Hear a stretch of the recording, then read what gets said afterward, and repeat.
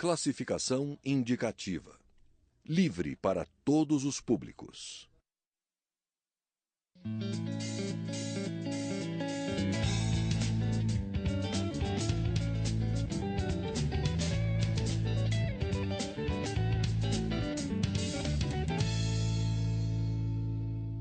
Olá! O Brasil já tem mais de 10 milhões de micro e pequenas empresas, segundo dados da Confederação Nacional do Comércio. Esses negócios empregam a maior parte dos trabalhadores, mas também não estão imunes aos sobressaltos da economia. O deputado Hélder Salomão, do PT do Espírito Santo, é um histórico defensor de políticas para o fortalecimento das pequenas e microempresas. Deputado, bem-vindo à Palavra Aberta. Deputado, está sendo um ano difícil também para as pequenas empresas, 2015, com a crise econômica? Está sendo um ano difícil para as micro e pequenas empresas, empreendedores individuais, empresas de médio e grande porte no Brasil e em muitas nações do mundo. Eu participei recentemente do Fórum Mundial de Desenvolvimento Local em Turim, na Itália. Pudemos conversar com representantes de vários países e, assim como o Brasil enfrenta dificuldades na sua economia, outras nações do mundo e nações importantes vivem este mesmo dilema. Mas é bom dizer que, mesmo em período de crise, são os pequenos negócios que sustentam os empregos. As micro e pequenas empresas têm mais resiliência, elas conseguem absorver mais os impactos da crise, mesmo sabendo que são as que mais sofrem, mas são as que mais contribuem para dar estabilidade e também contribuem de forma decisiva para retomar o ritmo normal da economia. Eu creio que a grande saída para o Brasil e para o mundo é apostar em políticas públicas de fomento, de apoio, de auxílio, de inovação com as micro e pequenas empresas. Afinal, se a gente olhar o saldo, líquido de empregos no Brasil, nós veremos que nos últimos 3 anos, 2013, 2014 e 2015, as médias e grandes diminuíram postos de trabalho. As micro e pequenas empresas, mesmo neste ano de crise, estão com um saldo positivo de emprego acima de 100 mil postos de trabalho. Isso significa que, mesmo com as dificuldades, são os pequenos negócios aqueles que mais contribuem decisivamente para gerar inclusão social, empregos e distribuição de renda na nossa nação.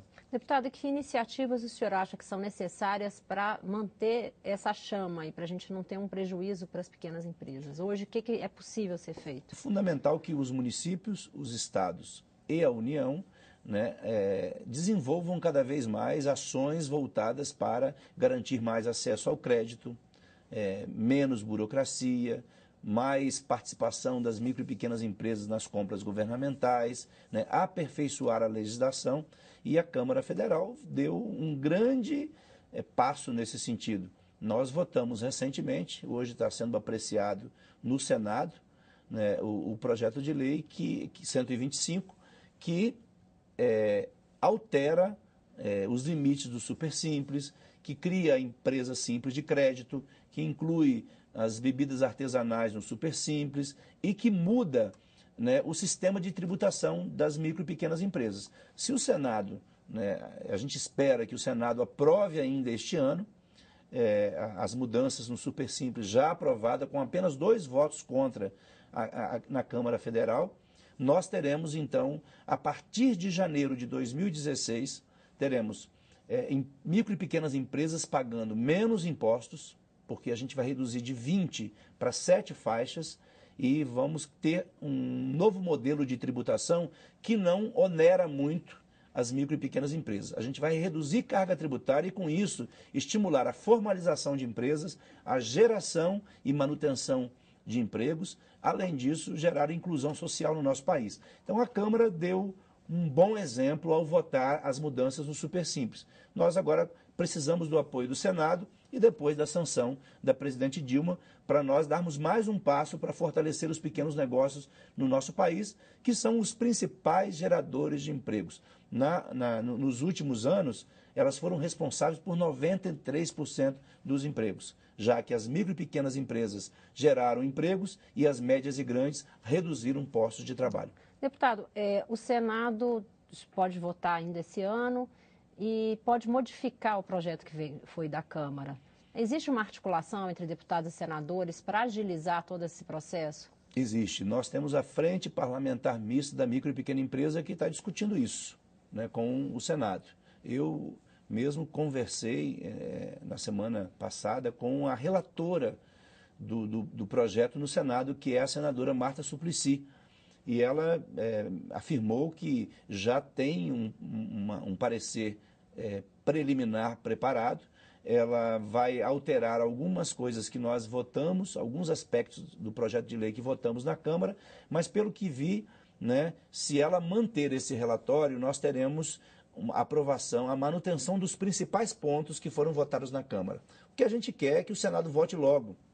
Vote ainda este ano, para que ao voltar para a Câmara, nós possamos apreciar em tempo recorde, né, as alterações que porventura o Senado aprove, para que a gente encaminhe logo para o Poder Executivo sancionar essa lei. É fundamental iniciarmos 2016 com uma nova lei, dando mais apoio, mais incentivo, reduzindo burocracia, ampliando o crédito e reduzindo carga tributária das micro e pequenas empresas. Quer dizer, se nós fizermos isso, eu não tenho dúvida que o Brasil vai estar mais forte, mais preparado para sair decisivamente desse momento difícil por que passa a nossa economia. Deputado, o senhor é seu primeiro mandato como deputado federal, mas o senhor já foi prefeito e vereador de Cariacica, deputado estadual pelo Espírito Santo.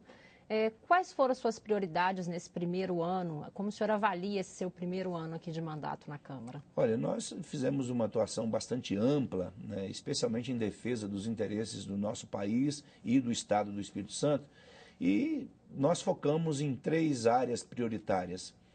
Micro e pequena empresa, pequenos negócios, e aí incluindo aí agricultura familiar, empreendedor individual, economia solidária, cooperativismo, associativismo. E também fizemos uma opção clara em priorizar a atuação na área da educação.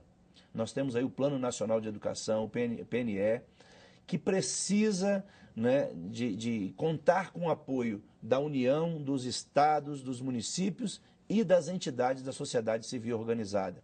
Quer dizer, o Plano Nacional, ele tem 20 metas ousadas. Essas metas precisam ser implementadas de forma articulada, e nós até promovemos um seminário importante no Estado do Espírito Santo, onde nós reunimos as lideranças do governo, lideranças dos municípios, das entidades ligadas ao magistério, entidades da sociedade civil, e buscamos discutir quais são os desafios de implementarmos o Plano Nacional de Educação. Quer dizer, hoje nós estamos discutindo os planos municipais e os planos estaduais. E eu tenho certeza que o Brasil vai crescer e ser cada vez mais justo e democrático na medida em que ampliar as oportunidades para que as pessoas tenham acesso à educação e educação de qualidade. Deputado, e quais são as principais dificuldades hoje de estados e municípios na implementação? Um primeiro aspecto é nós consolidarmos o Sistema Nacional de Educação. E um outro aspecto que é fundamental, que é nós resolvermos o problema do financiamento da educação. Os recursos disponíveis no nosso país ainda não são suficientes. Por isso, é necessário que a gente faça um esforço envolvendo o governo federal, os governos estaduais e municipais, para que nós ampliemos a participação do orçamento dos estados e municípios da União no financiamento da educação. Nossa meta, né, aprovada no Plano Nacional de Educação, é que nós cheguemos a 10% do PIB, né, aplicado em educação. E um passo decisivo que foi dado no ano passado foi a aprovação, né, de uma legislação que que aponta que os recursos do pré-sal serão todos destinados para a saúde e a educação.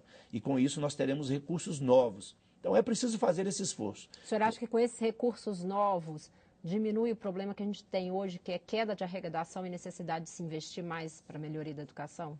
Olha, eu não tenho dúvida, assim, enquanto nós estamos vivendo nesse momento de dificuldade financeira, né, econômica no Brasil e no mundo, né, nós temos registrado quedas na arrecadação. Isso compromete não só a educação e saúde, como todas as áreas. Então, nós precisamos fazer um esforço, primeiro, para fazer o Brasil voltar a crescer, e eu não tenho dúvida que o Brasil volta a crescer na medida em que o governo faz o dever de casa, o governo federal, os governos estaduais e municipais, mas na medida em que a gente apoia os pequenos negócios. Né? Apoiar, por isso que é fundamental que o Senado vote logo essa lei, porque nós teremos o ano que vem uma lei que vai ser fundamental para impulsionar os pequenos negócios. E isso gera emprego, oportunidade, mas aumenta a arrecadação de municípios, estados e do governo federal, o que é fundamental para nós termos mais recursos para investirmos especialmente na área educacional, que eu considero a área mais importante que os governos precisam dar atenção e planejar na área orçamentária, mas também na hora de nós definirmos quais são os princípios basilares para termos educação de qualidade. Não basta ter bons recursos, não basta ampliar o número de reais que nós vamos investir na educação. É preciso que nós pensemos como que estes recursos serão investidos, porque se nós não fizermos uma boa gestão, o recurso nem sempre chega, né, onde a maioria do povo brasileiro quer, que é uma educação melhor. O professor sendo mais valorizado, as escolas mais estruturadas, o ensino sendo, né, ofertado com qualidade maior, com participação das comunidades e da comunidade escolar, porque não se faz também educação apenas, né, dentro do gabinete. É preciso que haja gestão democrática e participação da comunidade escolar. Então é preciso aumentar os recursos, melhorar a gestão e termos, assim, educação de qualidade, como muitas nações do mundo já alcançaram. Obrigada, deputado. Palavra Aberta termina aqui. Agradeço a presença do deputado Hélder Salomão, do PT do Espírito Santo. E a você, que acompanha o programa pela rádio e pela TV Câmara. Para assistir esta e outras edições do Palavra Aberta, é só acessar nosso site câmara.leg.br/palavra aberta. Até mais!